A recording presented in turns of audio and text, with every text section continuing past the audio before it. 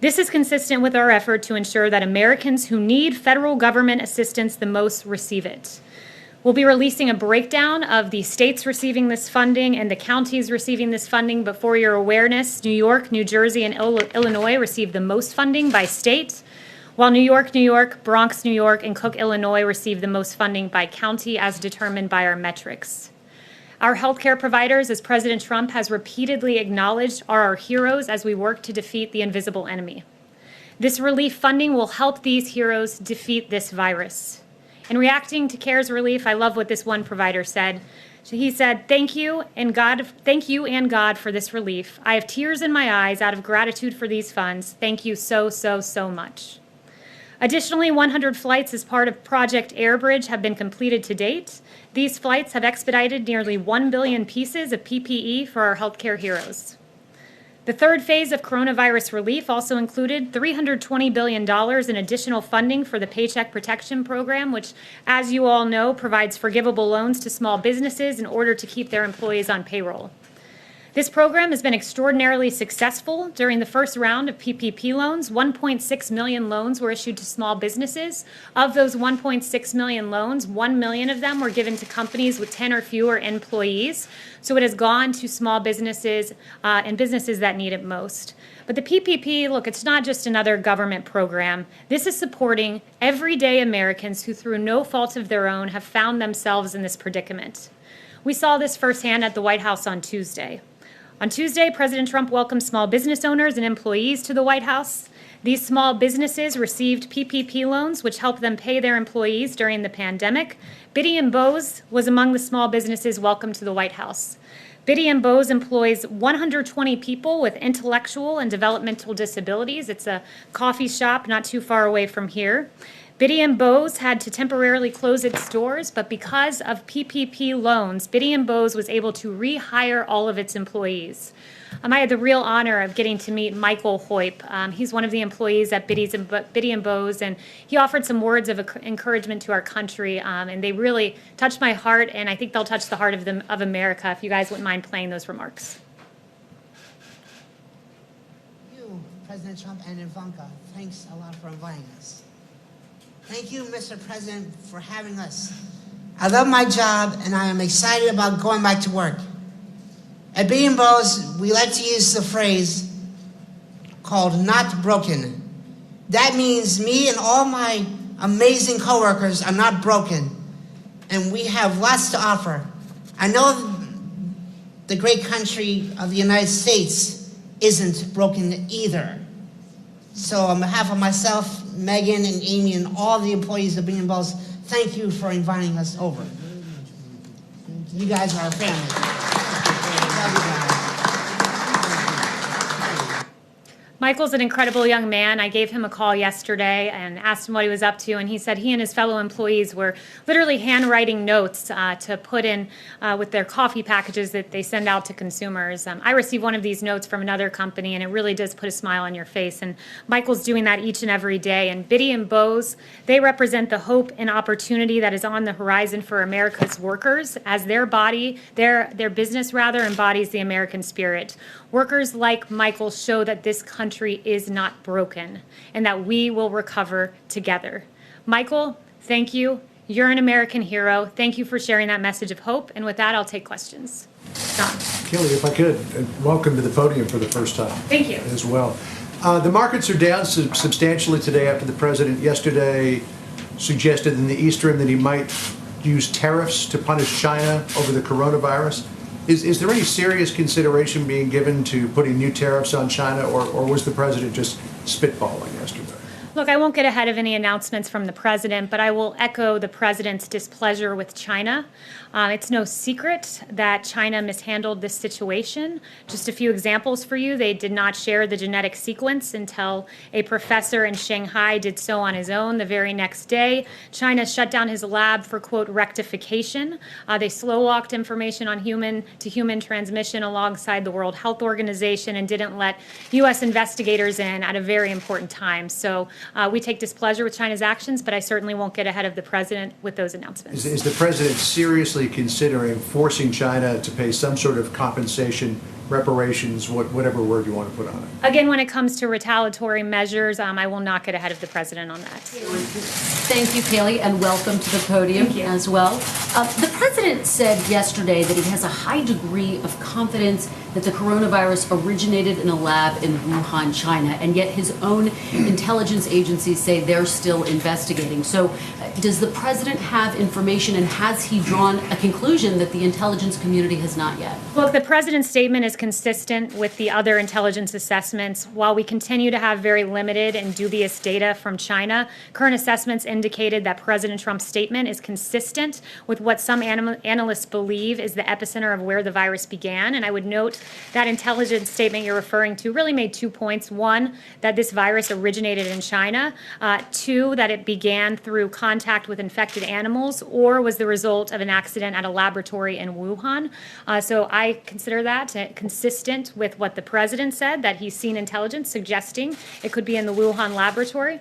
It seemed to lean into the idea that this started in a laboratory, whereas the statement that we saw from the DNI said, we're still investigating those two options that you just laid out. Is the president in any way creating mixed messaging by not saying, we're still investigating? No, let me remind everyone, intelligence is just an estimate, essentially, and it's up to policymakers to decide what to do with that intelligence. In this case, the policymaker is the President of the United States, and he'll make that decision at the right time. Is the president any close to deciding what to do about China? Has he received any recommendations of the consequences? Is he anywhere near a decision? Look, again, I won't get ahead of the president's decision or the timing of that decision, but he takes this very seriously because the decisions of China that I referenced, slow walking some of that information, put American lives at risk. And rest assured, this president has one priority, and that is the safety and the well-being of American lives. Thanks so much, Kayleigh. Welcome.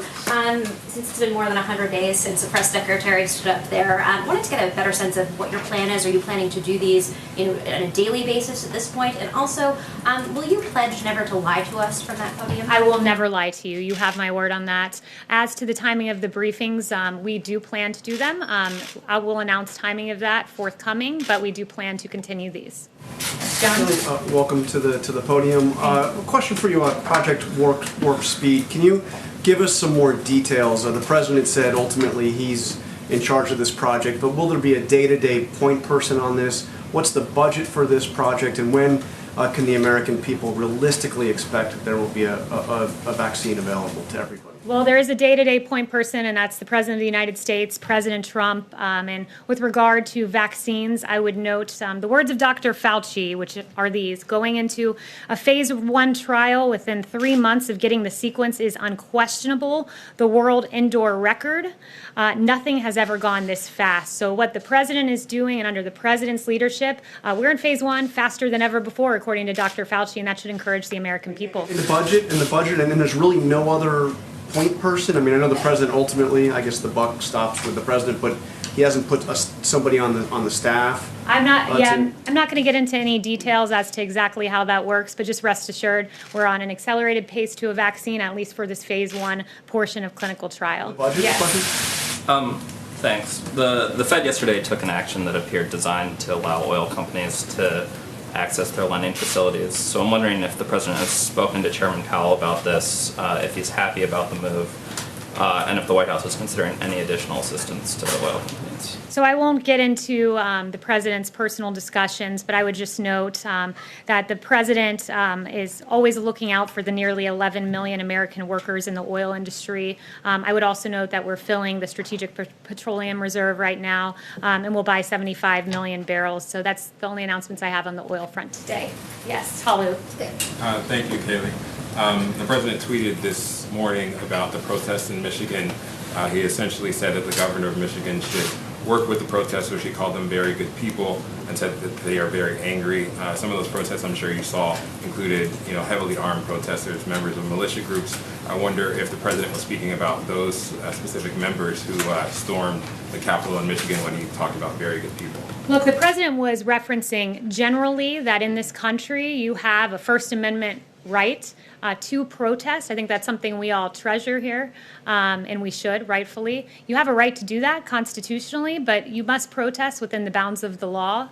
He encourages everyone to protest lawfully, and also to engage in our social distancing guidelines, which we think all Americans should engage in. Do you have any response to just the imagery of people with long guns essentially storming the Capitol, going into face-offs with police officers and intimidating in some way some of the lawmakers? Again, the president says that we must protest lawfully and act within the bounds of the law. Yes. Thank you for being here. When the president says we did a spectacular job, or when Jared Kushner talks about a great success story, some Americans see it as a lack of empathy. Do you understand their reaction? Look, Jared Kushner has, first of all, done a great job for this administration. And what I would say to that is that when he talked about a success story, he was talking about the story of this administration, which is a story of mobilization for the American people, the greatest mobilization of American industry since World War II. Of course, we grieve for every American life that has been lost, but we want the American people to be confident in the response of this administration, and that is what he was referring to. The fact that in the average year, the healthcare industry uses 25 million N95 masks, and we have delivered in this short time 75 million N95 masks, more than 3 times what the healthcare sector uses in a year. That's extraordinary. It's extraordinary that some in the media were saying that we needed 1 million ventilators, and this president we've needed far short of that so far. Not a single American has died for lack of a ventilator, and the fact that this president can look the American people in the eye and say, I am producing 100,000 ventilators this year alongside the private sector. 100,000 ventilators, that's 3 times what we produce in the average year. I'd consider that a great success on behalf of the American people. I guess it's more about the tone than the policy itself. We want to give the American people confidence that they have a federal government that is doing everything in our power to provide the necessary equipment to combat this invisible enemy. We grieve for the American lives. We've said that repeatedly. I will echo that today. My heart breaks for those. I pray regularly for those who are affected by the coronavirus. But we're going to give confidence to the American people that you have a federal government under President Donald Trump that's going to step up and give the greatest mobilization of the private sector since World War II. Yes. Thank you so much, Kayleigh. Thanks for being here. President Trump mentioned the situation in Brazil a few times this week. Besides talks of cutting off flights from Brazil, are there talks in terms of sending assistance to Brazil, sending PPE or ventilators to Brazil? And is President Trump planning to talk with President Bolsonaro?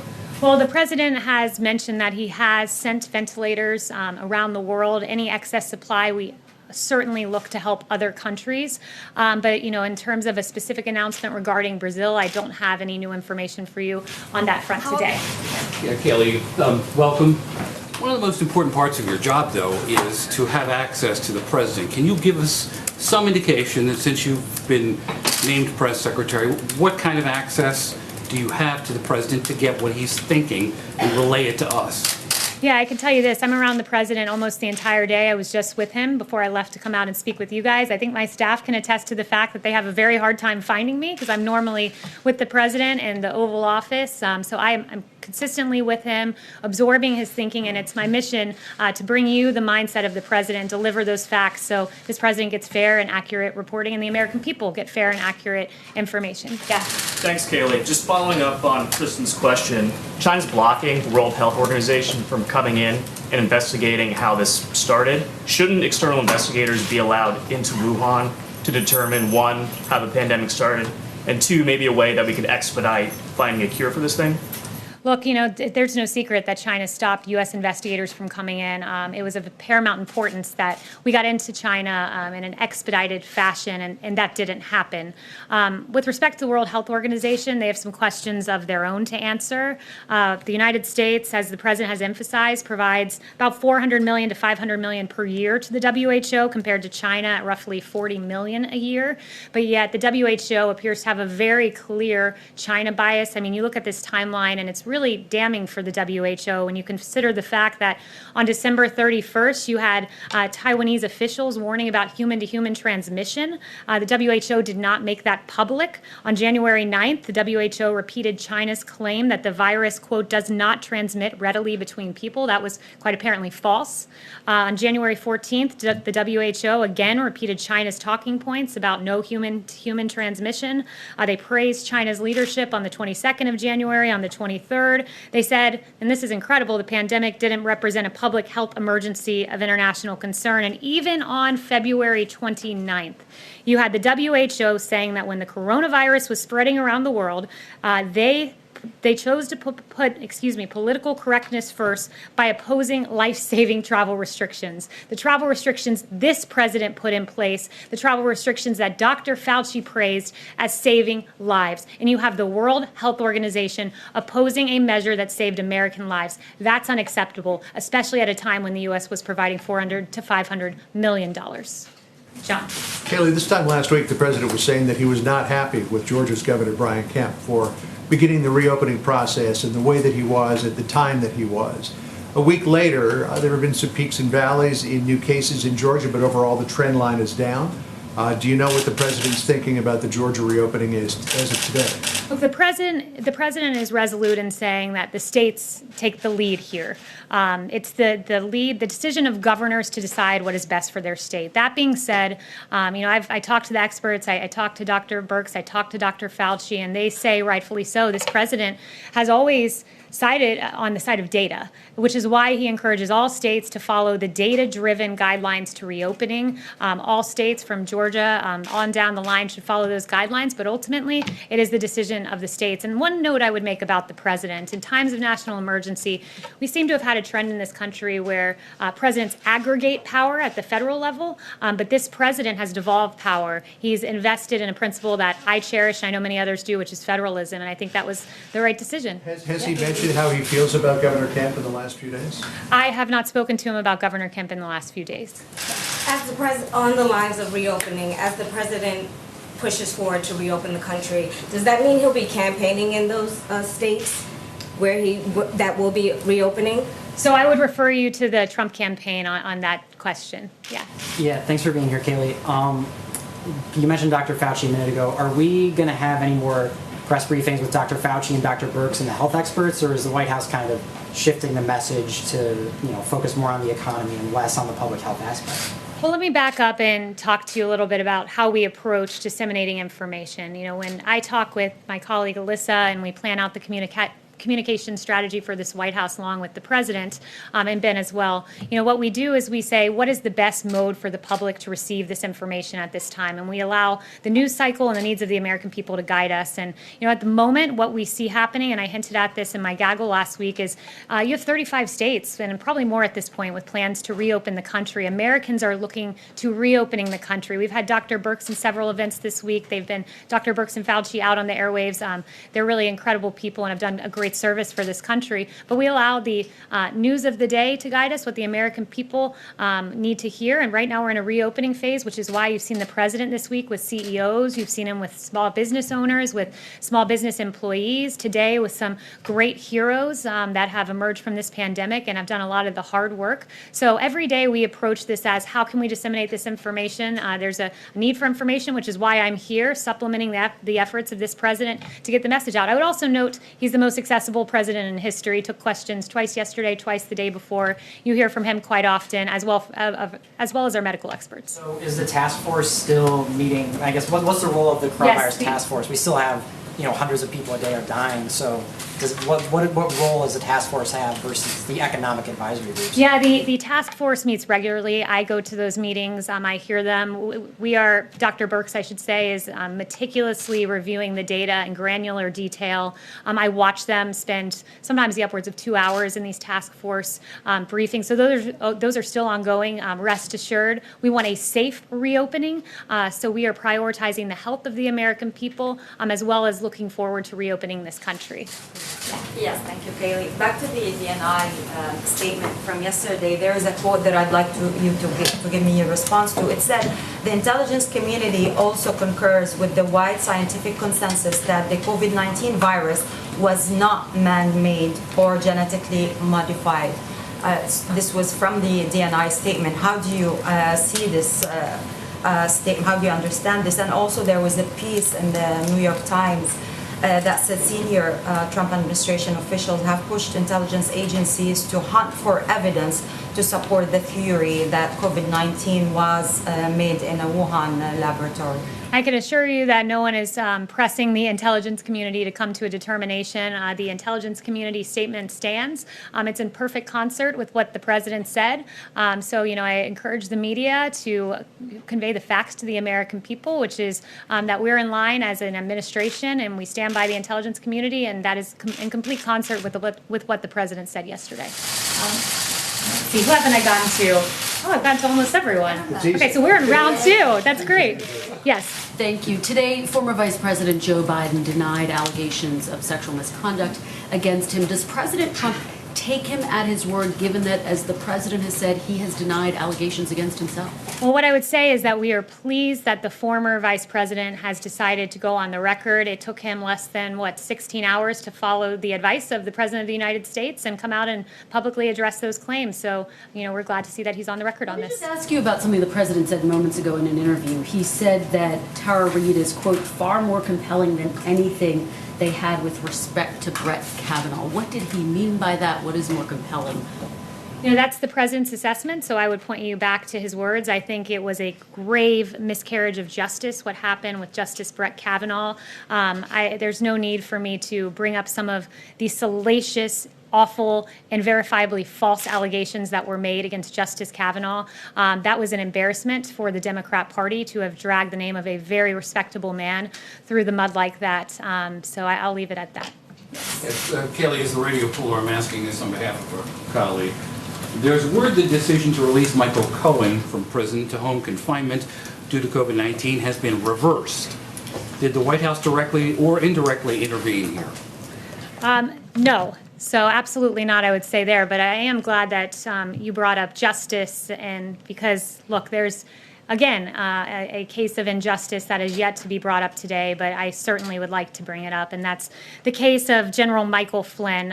What we've all learned from that should scare every American citizen. The fact that you had Jim Comey admitting in December of last year that he violated a protocol by directing agents to confront Flynn, something that he would not, quote, have gotten away with under previous administrations. The FBI told Flynn he didn't need a lawyer when they came to meet with him.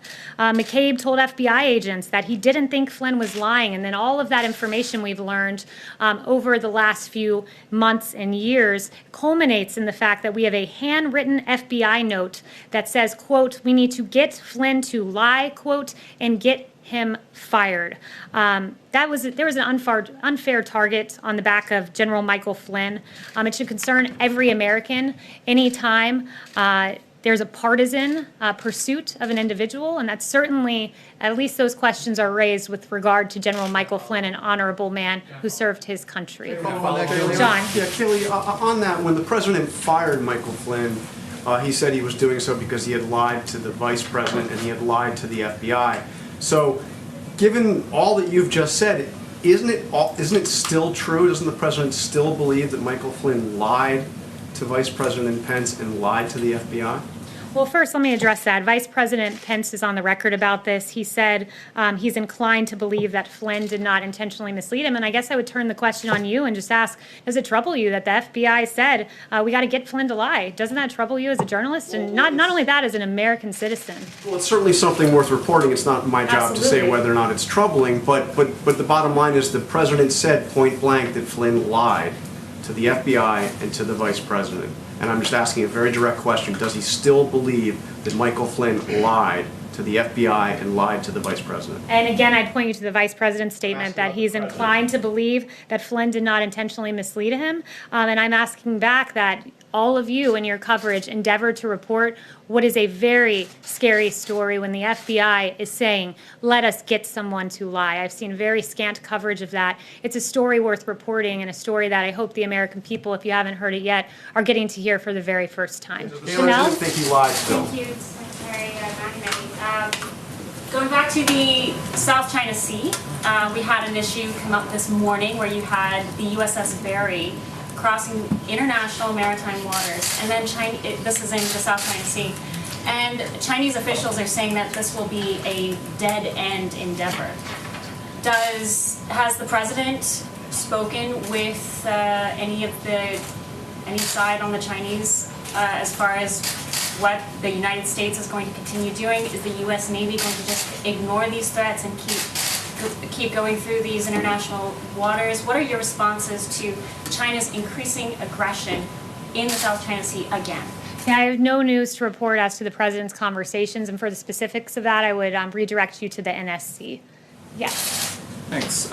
In the same podcast interview, the president said that Democrats would, quote, have to give us a lot for aid to states. I'm wondering if you have any idea of what specifically the White House or the president is asking for, and secondly, what you'd say to somebody like Governor Cuomo, who says, the president's already told me, a few weeks ago that he would support this type of assistance, and why are we bailing out, airlines or defense contractors, but not the states that pay teachers or first responders? Well, first, you brought up Governor Cuomo, so I just thought it's a good time to remind everyone that Governor Cuomo has praised the president's response in this COVID-19 crisis, saying that what the president has achieved is a phenomenal accomplishment, and we thank Governor Cuomo for those very kind words. But on that note, with regard to funding to states, Phase 4 is something that we want to start negotiating on immediately and get to work on.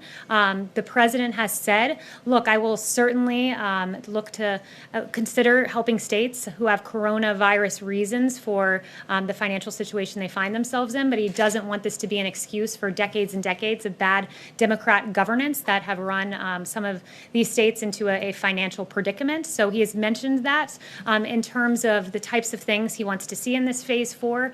I don't want to get ahead of the negotiations, but I do want to emphasize that he has mentioned sanctuary cities. This is a really important issue that has cost American lives. Last year, a brave ICE officers arrested more than 120,000 criminal aliens charged with nearly 10,000 burglaries, 5,000 sexual assaults, 45,000 violent assaults, 2,000 murders, and in the last year, egregiously, 5,000 human trafficking episodes. So American lives matter, our brave ICE men and women matter, and it's something that he's mentioned he'd like to see in a Phase 4. I mean, you raised that, and the president's been kind of vague about this. Are you explicitly conditioning state aid on states or cities, not saying that they would have sanctuary city policies? No, I'm not. No, not conditioning anything, but saying that is a negotiation item that the president will certainly bring up. Thanks very much. So the president has in the past denied any of the allegations from the many women who have accused him of sexual misconduct. But per that podcast today, you seem to suggest the allegations that Tara Reade has raised are more, what did you say, credible than the ones against Brett Kavanaugh. What about the allegations that were raised against him, however? Why should the public, or what makes them any less credible than the allegations from Tara Reade? The president has swiftly denied all of these allegations that were raised 4 years ago. He has always told the truth on these issues. He's denied them immediately, and you're bringing up issues, like I said, from 4 years ago that were asked and answered, and the American people had their say in the matter when they elected President Trump as president of the United States. But, the media, leave it to the media to really take an issue about the former vice president and turn it on the president and bring up accusations from 4 years ago that were asked and answered in the form of the vote of the American people. Just come back, Kayleigh, to John's question, because Kellyanne Conway spoke to this the other day and suggested that two things could be true at the same time. We now have the vice president saying it's his belief that General Flynn may have unintentionally misled him. That's now 3 years after the fact. But the two things that could have been true at the same time were that Flynn lied to the vice president and also lied to the FBI. If you remove the FBI piece of that, would the president still have fired Michael Flynn for his belief that he lied at that point to the vice president? I mean, I'm not going to engage in a hypothetical, and that's essentially what that would be. But what I would say is echo yet again that this was a grave miscarriage of justice. I am very glad that the FBI thought to keep a paper trail, because what many have said for a very long time, pointing to the first few facts I shared with you, culminating in that handwritten note, I'm glad they kept such good documentation of their intent to slow walk General Flynn into a trap and to essentially create, as as I mentioned, a grave miscarriage of justice. So FBI, at least we can thank you for the great note-taking. Let me follow up on that, though. John does bring up the point that General Flynn pleaded guilty to lying to the FBI. I'm not going to get involved in what was a matter Miscarriage of justice, though, it's, in a sense. do you not consider it a miscarriage of justice when you have the FBI writing, we want to get someone to lie? Is that a miscarriage of justice? But in the end, he pleaded guilty, and then that's... You hesitated because you know what the answer is. The answer is yes. That's up to a lot of other people to decide. And I would encourage the media to cover it, because I've watched a lot of your networks, I've read a lot of your papers, I've seen a whole lot of scant information about Michael Flynn, when there was a whole lot of speculation about Russia, culminating in $40 million of taxpayer money being lost, and the complete and total exoneration of President Trump. Thank you guys so much. I'm gonna cut this short now and go see my little 5-month-old here in a few hours. And let me just say this, the president at 5 p.m. leaves today for Camp David. It's going to be working weekend. He'll be talking with heads of states, with elected officials. We have a great event coming up this afternoon. And of course, everyone should watch the Fox News Town Hall with the president from 7 to 9 p.m. It'll be can't miss television, much like the highly rated President Trump coronavirus task force briefings have been. Thank you. Thank you. Who will be with us?